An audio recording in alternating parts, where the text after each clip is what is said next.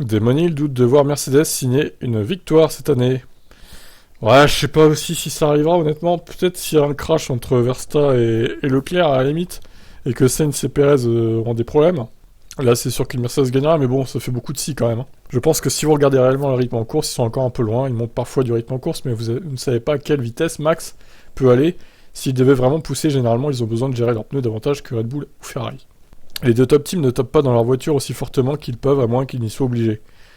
Ah, quand même, à la fin du Canada, je pense que Verstappen et Sainz, ils étaient à fond, hein, pour le coup. Et Mercedes, sûrement aussi, du coup, donc ouah, ils étaient un peu plus loin, oui.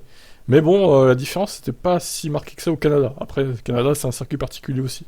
Donc, je continue, je dirais que Mercedes a encore beaucoup de temps à trouver pour être des prétendants sérieux à la victoire. Mais clairement, Lewis Hamilton, très heureux, faisant preuve de courage au Canada dans ce qui a été une année très difficile après avoir perdu un éventuel 8ème titre l'an dernier, ça peut le remotiver pour la fin de saison. Mais je doute de voir Mercedes signer une victoire cette année. Un aspect dont Mercedes peut être satisfait est leur fiabilité par rapport à Red Bull et Ferrari. Cependant, Toto Wolff a déclaré que s'il était satisfait de leur fiabilité, il ne voulait pas être trop excité non plus trop tôt. C'est drôle que les deux équipes, Ferrari et Red Bull, continuent d'avoir des soucis avec leur voiture. Mais vous ne pouvez pas vous en contenter, ça peut basculer très rapidement dans l'autre sens. Nous sommes satisfaits de notre fiabilité. L'année dernière, quand on regarde comment on s'en est sorti avec le moteur, on a eu l'autre phénomène et beaucoup de problèmes. C'est pourquoi je veux pas être trop excité trop tôt et croire à une victoire d'ici la fin de l'année.